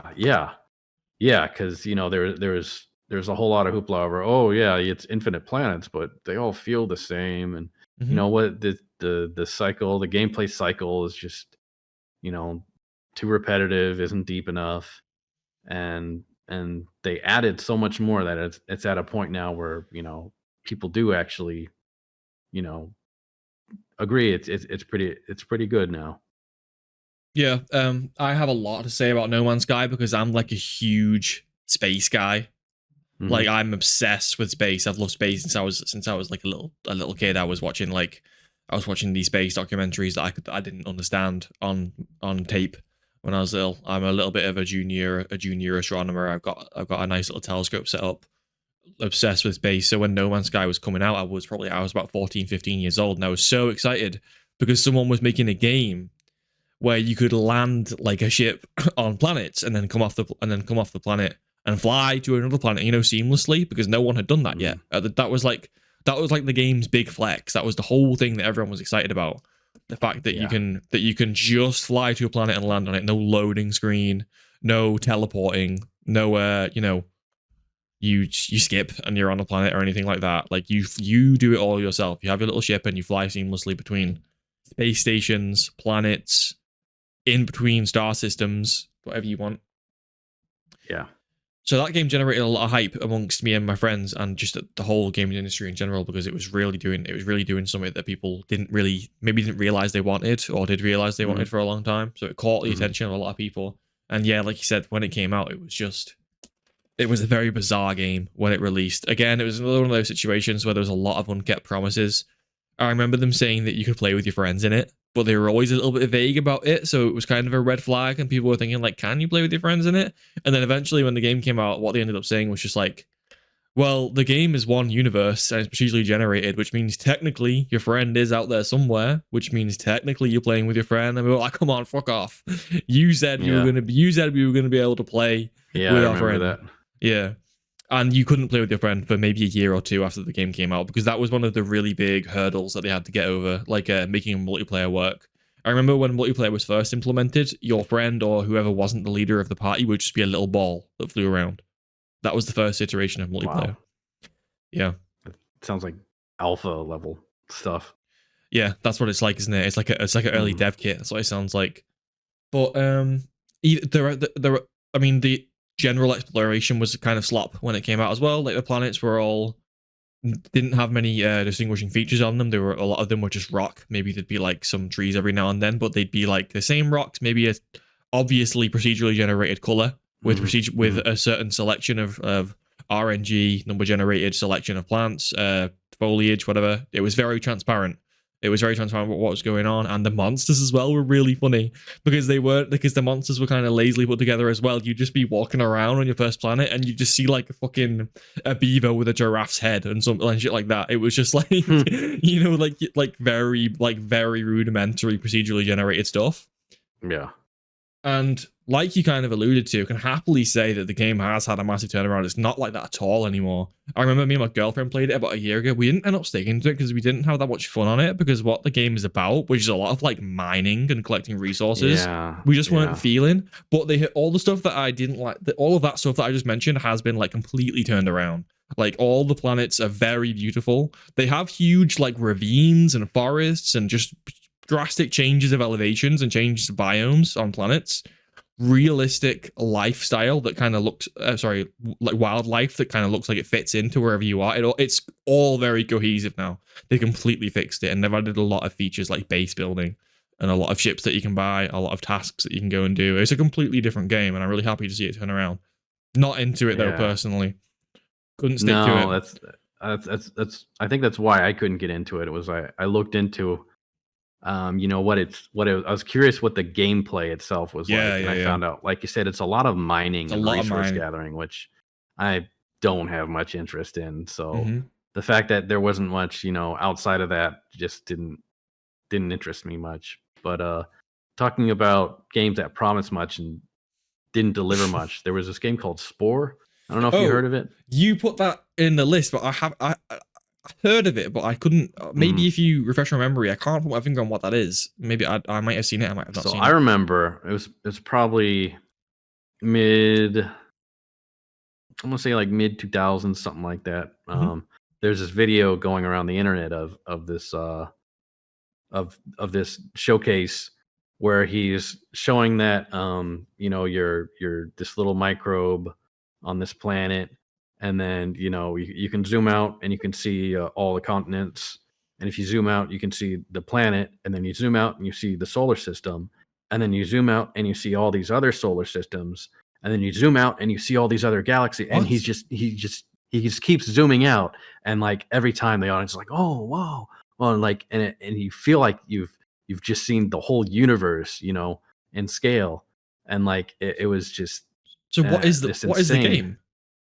And so the game is where you actually do start out as a microbe, and you kind of go through evolution, and then you eventually go onto land and you start evolving from a little creature, and like each stage of life is its own kind of mini game and stuff. Okay, Um, sounds and It's uh, it's yeah, uh, it's very interesting as a uh concept, and the of course they showed off the creator, which was one of the biggest thing, the creature creator, which okay. was really in depth, and like you could put hands and feet anywhere, and the game would just kind of figure out how it would walk, Right. procedurally, which is kind of hilarious. But like you could really just make so many different you know such a wildly varied, types of creatures from this. And even now, I think the creature creator is like the best part of the game. But they released it, and it turned out that like each stage of life is just this really, flat, like shallow kind of, like I said, like a mini game or something. And then you get Uh, done with it, and then and then by the end of the plant, like the last stage, when your creatures are all evolved and human like and stuff, and it's almost like a strategy game, you know. And then you go out, and then you go to another planet, and then you kind of like I forget if you like start all over again as a microbe, or if you just continue with the strategy mode or whatever. But there was just no depth to it, you know. It was just now you're on another planet, repeat it, you know. oh, And okay. and yeah, and it just felt so hollow versus what you'd So imagined in your mind. what does the game look like? Is it just a top down, like a strategy game? Like you're just No, looking. it's like a 3D game, and Oh, oh, like when you're in the microbe stage, it's kind of like top down, and you're just like a little oh. amoeba or something, or whatever, or just microscopic creature. What a strange fucking Um, game. yeah, it is a strange game. It is a wildly strange I've game. never heard of that. I mean, I've heard the name Spore float around before, but that's a pretty that's ambitious. That's an ambitious game, really, isn't it? Trying literally going from like an amoeba into like Yeah, a and then type at three each stage civilization. when you evolve, you get more parts that you can add to your creature to like make them, Right. look different and unique Very and fucking stuff. ambitious. You can kind It, of it, smell it the was it was ambition there. extremely ambitious. It was too ambitious, Too you know. ambitious, especially for the Yeah, because 2000s. what came out was just I'll nothing have that to we had look into that expected. because I've never heard about that, and that sounds interesting. I think it's when you're talking about top disappointing games, that's up there. So It I sounds think like you a definitely have to. like in terms of ambition to result, that sounds very drastic.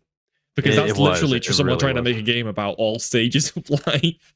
Yep. Which is Yep. That's like right. Jesus. That's actually what Okay. they're trying to do. Yeah. Yeah. It Okay. is. It That's like the is. most ambitious thing you can do. That's like infinite ambition. Just the entire oh, we're gonna make a game and what you do is all of existence. That's what they said. Yep. Mm-hmm. Okay. I'm gonna pick another one off this list because there's so many and they're also fun to talk about. Do you know Anthem? I think I played like I don't know if it was like a beta or a demo of Anthem It's with a couple of BioWare. friends. Yeah.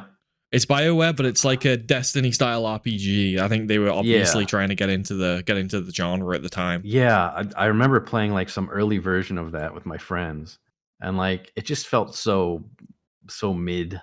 Oh yeah, it You was know, the it definition just of mid. it just didn't feel like anything was fresh. Like it just like it really did feel like Destiny with a few tweaks or mods or something. You know, Had nice graphics.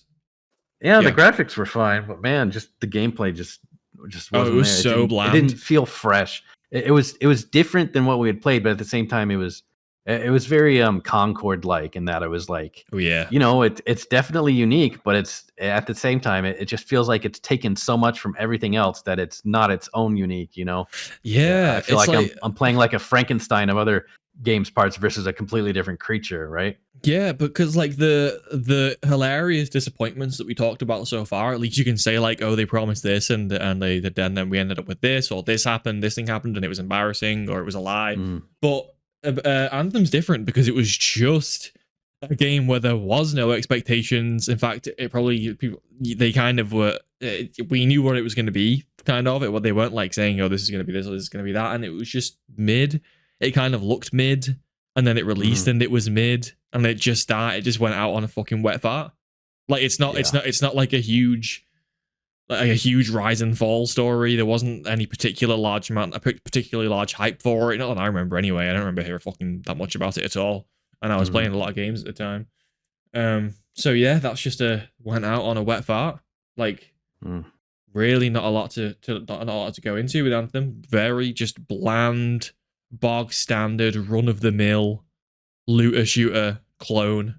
Trying to get in the genre, failed, died almost immediately. People play it for a joke. That's the only time anyone plays it. Yeah. It's unfortunate. Do you know about the Avengers game? I know you're not a huge Marvel guy, so you're probably not familiar with what went down with the Avengers game. No. What about it? So the Avengers game was something that it was teased like a few years before it came out, obviously to be made by Square Enix, and it got everyone quite hyped because Square Enix are they're pretty good. They've made some solid games, and the Avengers game was like I didn't think we'd ever get an Avengers game. That sounds like it's very ambitious, and that was very exciting because obviously it was coming out on this time where like Infinity War and Endgame and stuff like that was going down, so it was fucking huge. Perfect time to slide a game in there. And God, when it came out, it was just so bland. It was like like running missions. It was like I think it was like all multiplayer, or they had like some like when you play that you're always with like 4 AI and they get filled with players or whatever, and you would have like loot and like armor and stuff. But obviously you wouldn't be able to see. I don't know if you could really see the armor. It was just like, say you were playing as Hulk, you'd get like, oh, you have these green, blue, and purple and gold Hulk things, like every game. And the gameplay was just slop. It was all slop. It was literally slop in one word. It was very bland. The story was uninteresting. All the characters were just downgrades of every other version of them you can conceive of. Yeah. Oh god, huge disappointment because it had nice graphics.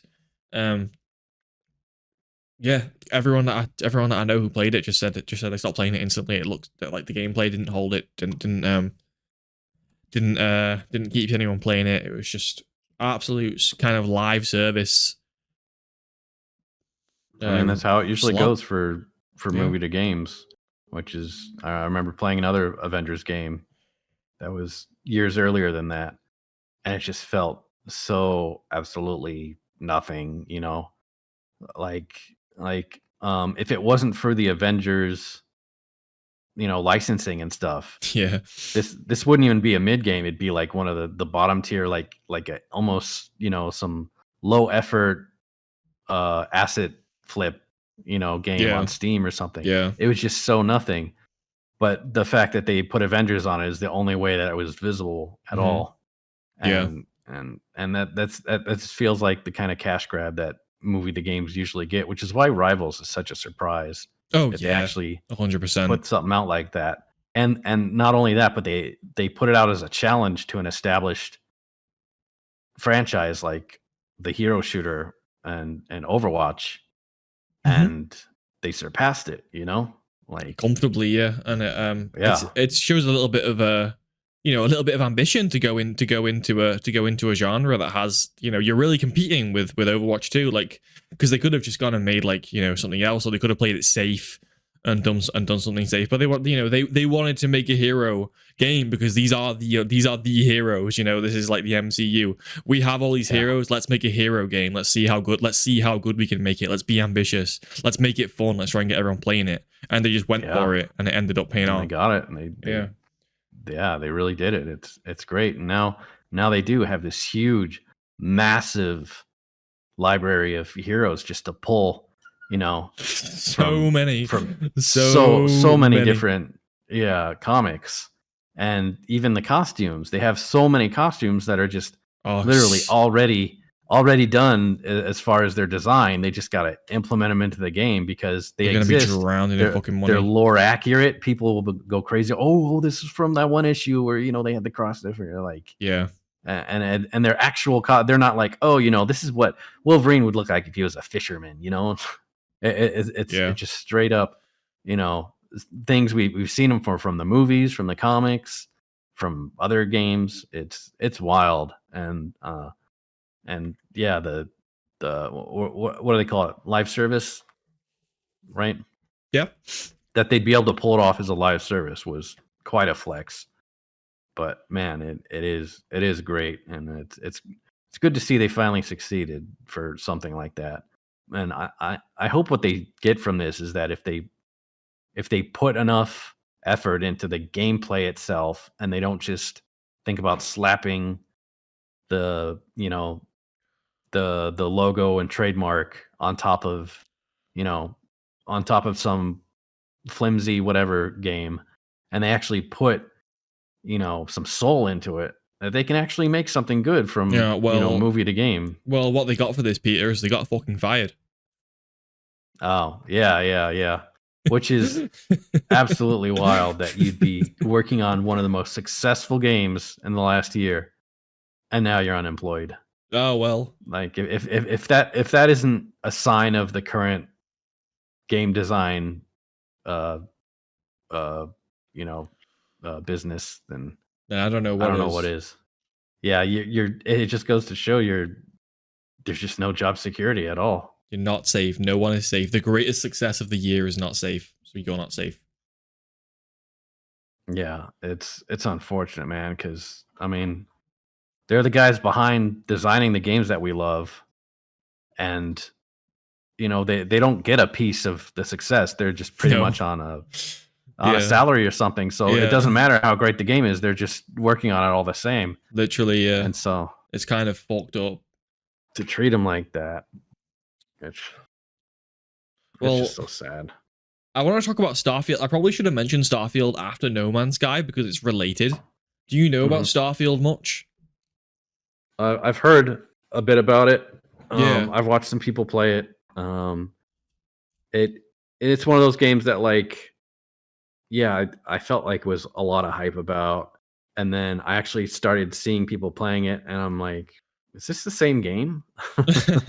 Well, how I was talking earlier about how No Man's Sky in like 2014 was flexing the whole like, oh, you want to fly to a planet and then fly out of the planet? Look, this is the game where you can do this. And they did, as fucked as the game was when it came out, that was the one thing that they got down, and they managed to get that to work to some reasonable degree, flying to and from planets, space station and stuff like that. Well, fast forward 8 years later, Starfield can't fucking manage this. Bethesda, with probably like 8 times the budget of No Man's Sky, could not get you to land on planets and fly from planets to other areas seamlessly. It was all loading screens. You do some like some space fights where you're in space and then you do some fights and then you go back to the cutscene or you go back to the travel screen. But in terms of like traversing from planet to space and space to like another point in space, all loading screens. Wow. Like it's like 8 years after No Man's Sky already did this. An indie team of developers in 2014 already did this. They built it in a cave. Tony Stark built this in a cave. But and not even that, but so when you would land on planets, they had this thing where So you land on a planet and you go through a loading screen and your ship lands and you have like a kilometer by kilometer box that you're allowed to walk around in. And then at the end of that kilometer, there'd be like like an invisible barrier, or it'd be like turn around or whatever, like we were talking about earlier. And if you looked outside of that barrier and you saw like a feature that you wanted to go to, if you want to go back up in your ship and move the ship, the whole land will be procedurally generated again. So that place that you just landed at won't exist anymore. Oh no! Unless it's like one of your scripted locations. Unless it's that. If you're trying to do basic space exploration, that's how it works. Which again, I'm like, it reminds me of the Minecraft AI that runs on AI, where like you'd look at something and if you turn away and look back at it, it's just something completely different. Yeah, and again, it's like 8 years ago, No Man's Sky was doing this shit with an indie development team of like 10 fucking people. Like, come on, Bethesda. It's ridiculous. It's like they didn't care about the space part of the space game. Like they didn't like you can't there was no cars or anything like that. Like, like just like a little space rover or something. I think they might have given you a jetpack in a DLC or something like that. Or maybe they gave you a car one day. I know at launch they had nothing. You just walk around meaninglessly. And you'd reach your little kilometer square and you'd be like, oh, okay, to go back to the ship or whatever. And then you go back in the ship, fly away, and land again if you wanted to re-land. Like, you'd have to go back to space and back down, and everything would be procedurally generated. And aside from that, because that's like, that's a big criticism, but there's more. Like, every like non-scripted planet that you'd go to just had the same, again, procedurally generated like human bases on them, because it has like the Bethesda factions on it, like the good faction, the bad faction, and things like that. You just run into their bases, but the same copy and paste ones, no matter where the fuck you are in the galaxy. Like you'd see the human buildings and you'd go in and you'd kill the humans, or they'd be your friends or whatever. It was just majorly giving slop. And aside from that, the story was bland. It was doing the whole copy and paste Bethesda, like you're a chosen one kind of thing, where you touch an item at the beginning and you have a vision and you're like, oh shit, you're the fucking chosen one. Like you gotta, you'll have to go and find these ancient artifacts. Just every game ever, especially every space game. God, it was slop. I stopped playing it after a few hours because I was like, I can't fucking deal with this. I remember I went to the first major city of the game and there was a glitch where every single NPC was standing still, but like all their mouths were moving. God, weird. That was the first time I ever went there as well. I remember I was watching someone play it and they were going down these hallways fighting these bugs, and they're all the same little bugs, and it was like, and it didn't look fun at all. And like there was so many items for them to loot, and they just spent most of their time looting items and then shooting these stupid little bugs. And I went away and I like made some dinner or something. And I came back and I saw it looked like they were on the same level. I'm like, oh, are you still on the same level? It's like, oh no, I'm on a different planet now. And they're still going down the corridors, killing the little bugs. Yeah. doing the looting. And it's like, wow, that does not look fun. Just bland, repetitive, slop. It just felt, the game felt like it had no aspirations or inspiration at all. They didn't have any vision. It didn't have any artistic style. It didn't have any core design. Like it didn't have any vision at all. They just said one day, oh, should we make a space game? And they were like, yeah, okay. And then they just made the most bland space game of all time. It's a disgrace to space games as well, because like I said, like if you're gonna advertise this whole exploring space thing, the least you can do is meet No Man's Sky at the bare minimum with the technology that No Man's Sky achieved. Because obviously if you're going into making a spaceship flying around planets games and you're doing market research, you look at No Man's Sky, obviously, and you think like, okay, what do players expect from the genre or from these space games that we don't have many space exploration games. And the fact that they couldn't even meet this indie team in terms of the tech was bizarre. Yeah. They really did have no excuse for budget or development reasons. No excuse at all. And I remember seeing, even I want to say like early 2000s. I remember there was this one game where you actually could seamlessly just fly up into the sky. Oh yeah, there's been a few. And you'd be out in space, And they had like a cloud layer where like you'd be going through the clouds and that would be the loading screen. Yeah, so does No Man's Sky. Yeah, it wasn't completely seamless, but still, like back then they even had some very primitive form of that. And I feel like, they'd be able to get away with something like that now, but just that they had like so.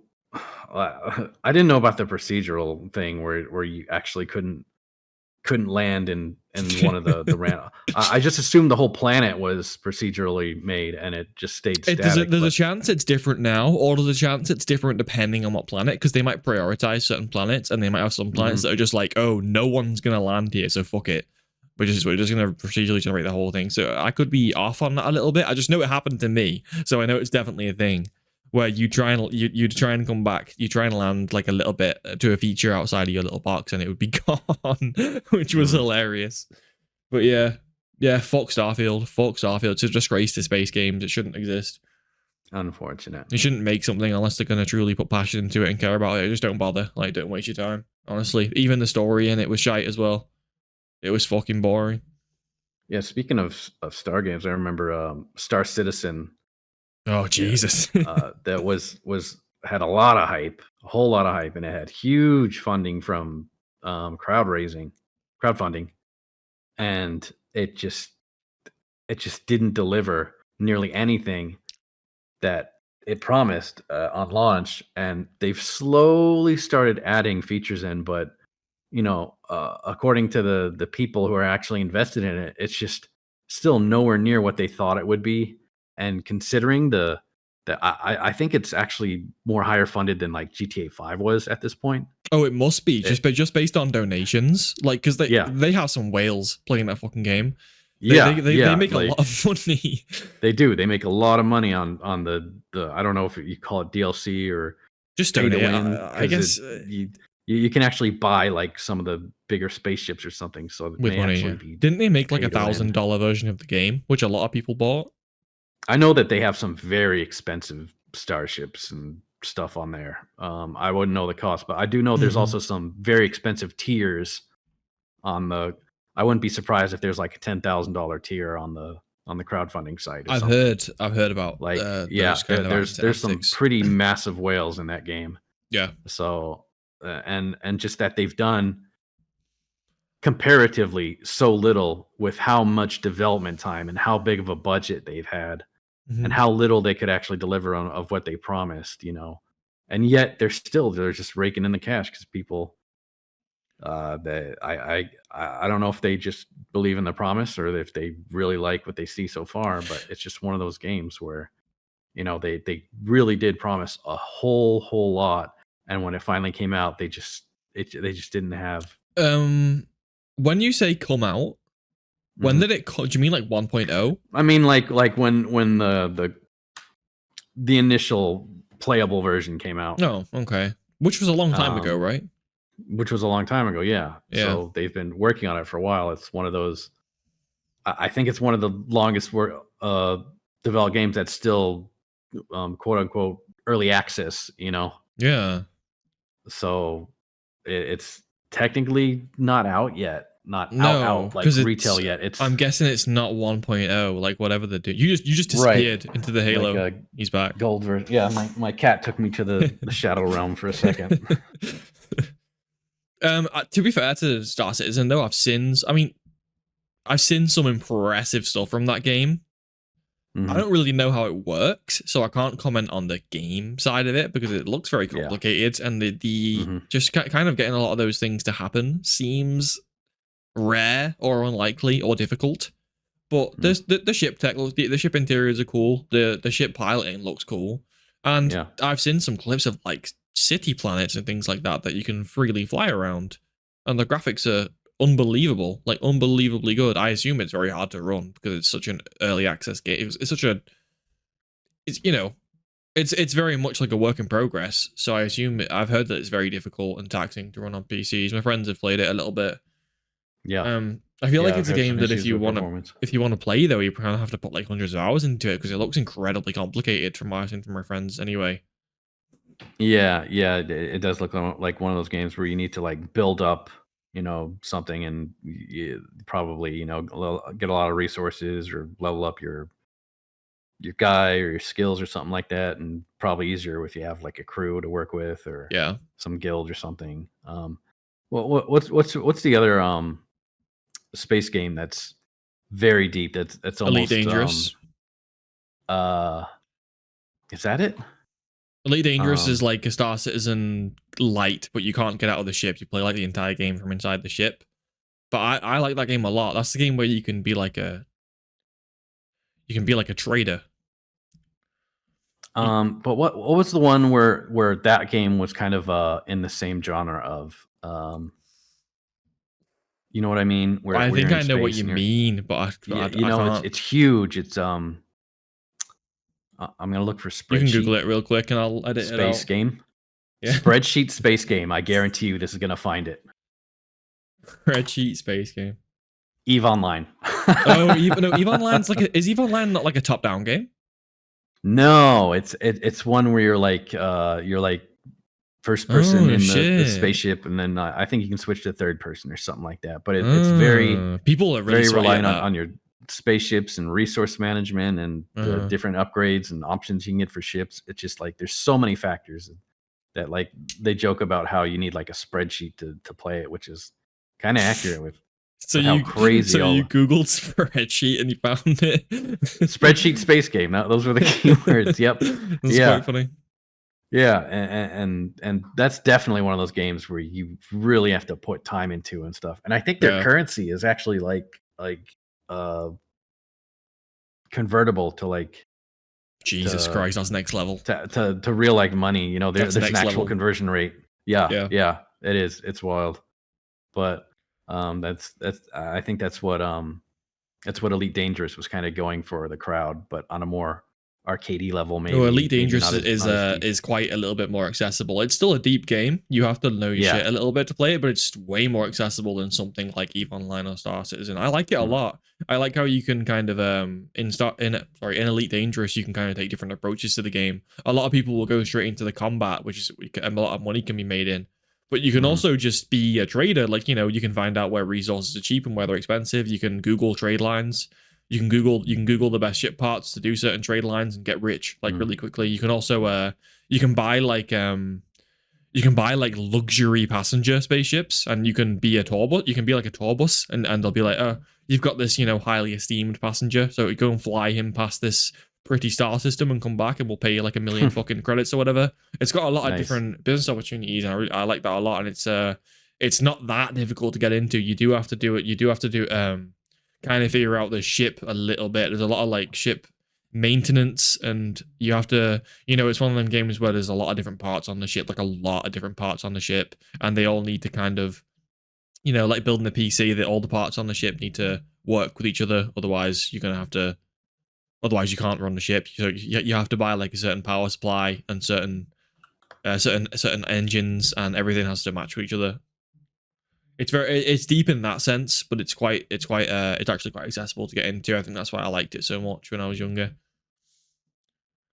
Yeah, yeah, I could definitely see that. Yeah, I like games that let you kind of fan out like that. Like I remember what was kind of neat in like MMOs like World of Warcraft, where you can, if you want to, you can just focus on, you know, your professions and crafting stuff and like getting materials and like buying and selling stuff on the market, the auction house and stuff. You know, Like just Kingdom worry Come about 2. that. Yeah, yeah, and there's a lot of, you know, obviously as an MMO, there's a lot of different stuff to do, but it's cool that there's so many different ways for you to approach the game, which obviously attracted, you know, so many different people who like, you know, PvP, PvE, or just, you know, like professions, like going around picking flowers, Yeah. right? It's funny. I meant to mention Kingdom Come 2 after I finished talking about Cyberpunk, because it's kind of funny how Kingdom Come 2 costs like 40 million to make, and it includes a lot of the things that Cyberpunk promised, and it's made by like a fairly small budget team. Obviously, it's still a lot of money, but it just proves that it just goes to show that, you know, the people, if you really care about a game, you'll get it done. If you like, the people who make Kingdom Come 2 really did that good of a job. Like they included things that Cyberpunk promised, and they did it better than Cyberpunk at launch. Like way better. The game works, and it includes those features that Cyberpunk was trying to boast about. It's a true RPG. Kingdom Come 2 is definitely is way more of a true RPG than Cyberpunk could ever dream of. Yeah, yeah, yeah, yeah. All right. Um, What were you gonna say? I just thought about another one, Yeah, go for it. which was Evolve. Have you heard much about Oh, that game? the monster game multiplayer. Yeah. Yep. Yeah. Funny I one. thought that was like a really good idea because I remember playing Left 4 Dead. Yeah. You ever get into that? Yeah. Love Left 4 Dead. And I guess the whole point is the asymmetric gameplay, which is like one team is one set of, obviously the survivors, and the other team is Is a big monster. the zombies, and so they're just completely different, heroes or classes, whatever you'd consider them, on either side. And Evolve was basically one side was just the monster, and then the other side was the 4 players. And I remember seeing the gameplay. And it's like, this actually looks pretty cool. It looks kind of fun to play the monster, and it looks kind of fun to fight against him. Yeah, and it looked cool. And it sounded good as a game, but I remember I got it, and it was one of the first games I got for, gosh, what was it? Was it Xbox One or something like that? It would have been Xbox One at the time. Yeah, it would have been. Yeah, Xbox One. And it was just completely disappointing. I never played it. I know it was a big deal though. Yeah, I think part of it was just like the game player base was pretty much dead by then, which is probably why it was so cheap. Because I remember I was at the store and I was like, "Why is this game $5, man?" That's Jesus. And then soon I found out exactly why. It was really shallow, and the queues took forever, probably because no one was playing it. But it just didn't deliver, man. And it was such a good idea, and I felt like they could have really gone far with it, but just the way it was executed just didn't take off. No, well, interestingly enough, that game does have a cult following, because every now and then I get recommended some videos of people who are like very, very, very into Evolve. Like, they have like teams and shit, like team names and clans and stuff. Like, there's people out there who are still enjoying Evolve, which I respect. I don't know if it's changed or if they just like it anyway, or if it has had some like big turnaround. I've no idea. But yeah, Evolve is still I still hear whispers from Evolve every now and then. It's an old game now though. Yeah, it definitely is, yeah. Right. Well, unless you have any more to come to mind, I think I'm gonna end it there. I'm sure I could think of some if I had a second. There's been a few live service games I remember playing, but and they just disappeared into the ether. Oh god, that's a whole tin of fucking beans. That's a whole other tin of beans. Yeah. One just came to mind. It's called like Monday Night Fights or something like that. Does that ring a bell? I haven't heard of that. We didn't talk about Concord though. We didn't talk about Concord, which is hilarious. Monday Night Combat. That's it. I never heard of it. Okay, so the what are they called? MOBAs? Yeah. Right? Like League of Legends and stuff. Mm-hmm. Yeah, it was kind of like that, but it was a third person. And so they kind of put like these kind of hero system, like they're trying to combine Team Fortress 2 with the kind of MOBA style gameplay. Yeah, that's the same as a popular game called Smite. Smite and Smite 2. And they tried to put it off as like you're in a kind of game show or something like that. What? And yeah, so you were half fighting NPCs, half fighting other players. Yeah. It was kind of interesting, but it just kind of fell on its face. And there's been quite a few of those, weren't they, where they tried to go after the MOBAs. Oh, MOBA has been a lot of people have stabbed at MOBAs. Yeah, it's really rough to get into, and only the most memorable ones really come to mind. But there's probably been a few that have really dropped off, unfortunately. All right, okay. I think that's all for today. Gonna wrap it up there. Peter, how do you feel? Yeah, we covered a good amount. Did cover a good amount. I like that topic. I like when we get into these longer topipics. I think that's definitely going to be the format going forward. Maybe shave down on the news a little bit, especially when I don't know what the fuck I'm talking about, and then get into some of the big topics. We got big topics that we want to get into in the future are like we want to save the difficulty, and so we have hardest games, and we also have like how difficulty works in general, like what's hard, what's not hard, why is like realism fun, why is hard fun sometimes, why is it not fun sometimes. We got a lot of things like that we're saving to get into maybe next week or the week after. So that's exciting. Yeah, sounds good. All right. Well, thank you for coming on as usual. No problem. I'll see you next time. All right, I'll see you. See ya.